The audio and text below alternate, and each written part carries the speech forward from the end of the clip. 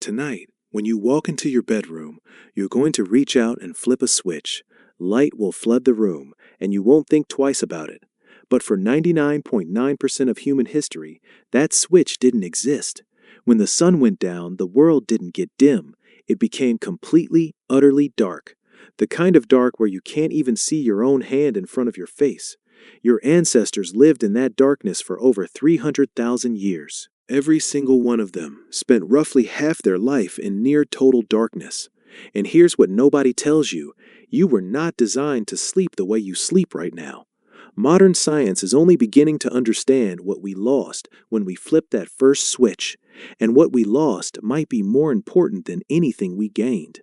Before humans learned to control fire, our ancestors were like every other primate on the planet. When the sun set, you climbed a tree or found a sheltered cave, and you stayed completely still. Why? Because moving at night meant becoming food. Leopards, hyenas, wolves, they could all see perfectly in the dark. Human eyes are terrible compared to them. A house cat can see 6 times better than you at night. A wolf can see 10 times better. So for millions of years, the night belonged to predators. Humans were just prey that learned to hide. Then came fire. The earliest solid evidence of humans controlling fire comes from Wonderwork Cave in South Africa, roughly 1 million years ago. A campfire creates a circle of safety, roughly 30 feet in diameter. Inside that circle, predators will not come. Outside that circle, you die. This isn't an exaggeration. Anthropologists studying modern hunter-gatherer groups have documented that people who wander away from the fire at night are significantly more likely to be killed by predators, even today. But fire didn't just protect humans. Fire gave humans something they had never had before: extra hours. Think about this. Before fire, the useful day ended at sunset. That's maybe 12 hours in summer, as few as 8 hours in winter. Fire suddenly added 2 to 4 usable hours to every single day. But over thousands of generations, those extra hours changed our species in ways we're only now understanding. In 2014, anthropologist Polly Wiesner published a study in the Proceedings of the National Academy of Sciences. She spent years recording conversations among the Juansi Bushmen of the Kalahari Desert, one of the last groups on Earth still living something close to the original human lifestyle. What she found was striking. During the day, about 80% of conversations were practical. Who's hunting where? Which plants are ready to harvest? We need more water. Daytime talk was work. Logistics, economic negotiation. But at night, around the fire, the entire character of conversation changed. At night, 81% of conversations were stories, tales of people in distant places, adventures, myths about the origins of the world, jokes that made the whole camp laugh. Wiesner argued that fireside conversation is where human culture was born.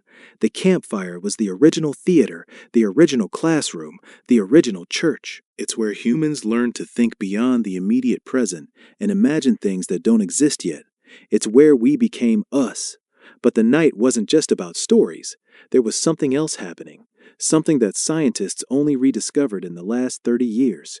You probably believe that humans have always slept in one continuous 8-hour block. That is completely wrong.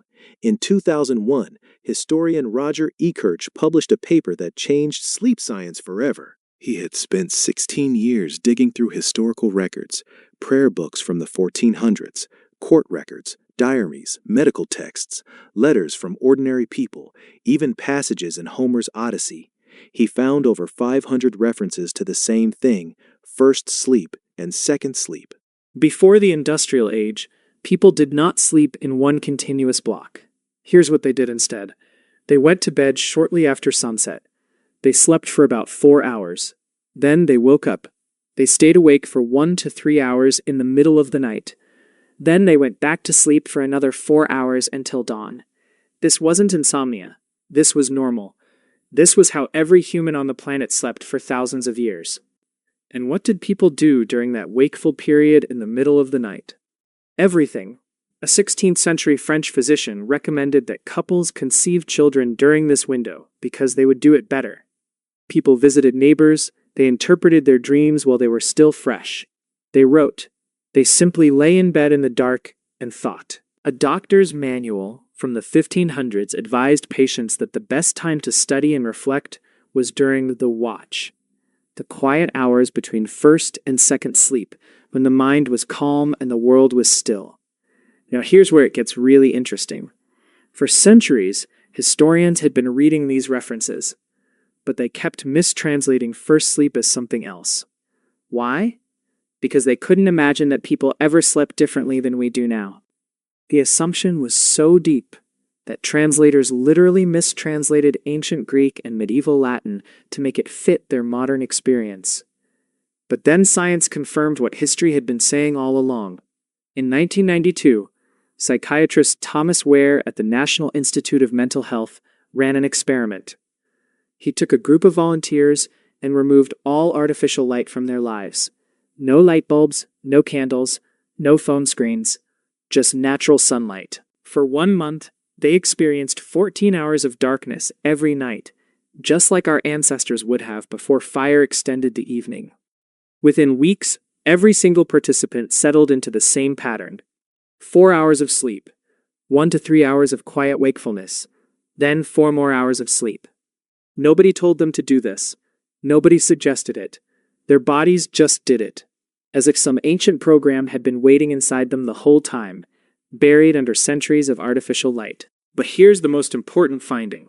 Wehr measured their hormone levels during that wakeful period. He found something remarkable. The participants were in a state unlike any normal waking state. Their brains were producing elevated levels of prolactin, the same hormone released during meditation and after orgasm. Their own distinct state of consciousness, one that most modern humans have never experienced. So what happened? What killed first sleep and second sleep? The answer is simpler than you think. Light.